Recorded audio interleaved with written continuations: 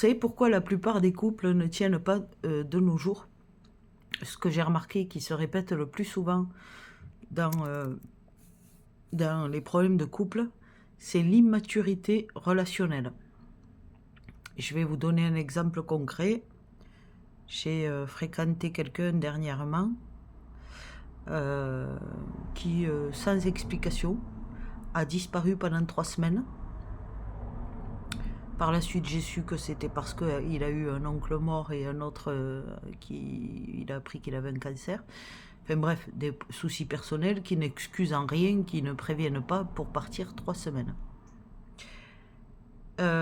Chose que je n'aurais absolument pas dû pardonner ou tolérer. Hein. Déjà, ça ne se fait pas, c'est un manque de respect total.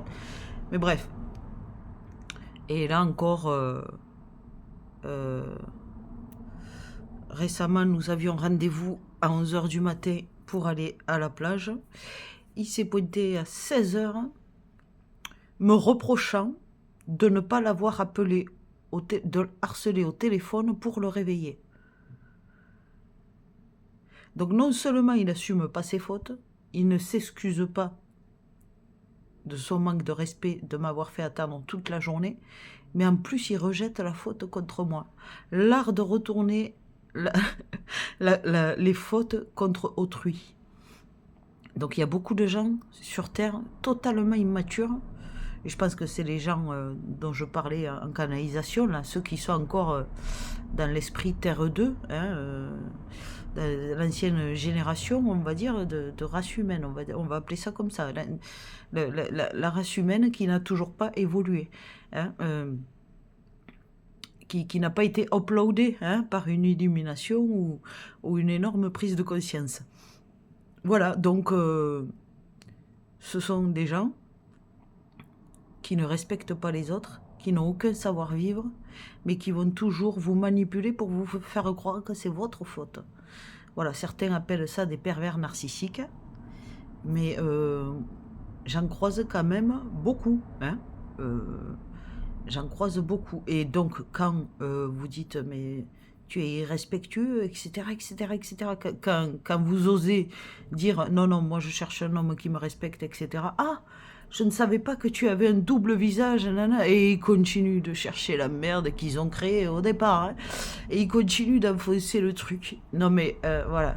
Et ça, c'est assez fréquent. Hein, moi qui suis sur des sites de rencontres, en quelques jours, je cerne les hommes. Il y en a énormément qui sont totalement immatures dans ce style. Voilà. Et c'est incroyable. Voilà, donc... je crois que je vais laisser tomber. Je ne sais pas si je ne vais pas laisser tomber soit les hommes, soit les sites de rencontres, mais je suis lassée, vous ne pouvez même pas vous imaginer. Hein. Depuis 2007 que j'ai divorcé, j'ai pas encore trouvé un mec qui a un minimum de savoir-vivre et de respect et de maturité. Les trois à la fois, j'ai l'impression que c'est impossible. Pourtant, c'est la base. Hein. Pour qu'un couple tienne, c'est la base. Et de disponibilité, évidemment. Tu cherches pas une meuf si t'as que le samedi soir à lui proposer dans ta vie. Hein. Il faut quand même qu'il y ait un minimum de choses en place hein, pour se mettre en couple. C'est pareil pour les femmes. Hein. De la disponibilité, de la sobriété aussi. Hein. C'est pas une option. Si t'es à 3 grammes toute la journée, c'est pas trop compatible avec un couple. Sauf si tu veux faire de sa vie un enfer. Donc voilà, en fait... je me rends compte à quel point c'est difficile de trouver chaussures à son pied quand même la base n'est pas là, quoi. Le savoir-vivre, le savoir-être, le respect et la maturité. Déjà, et la sobriété et la disponibilité. C'est le socle sans lequel aucune relation ne peut se construire. Et même ça, ben, je trouve pas, en fait. Je ne trouve pas, je sais pas, vous les meufs et les mecs là, célibataires, mais... c'est incroyable, je suis la seule dans ce cas. Ras-le-bol, quoi.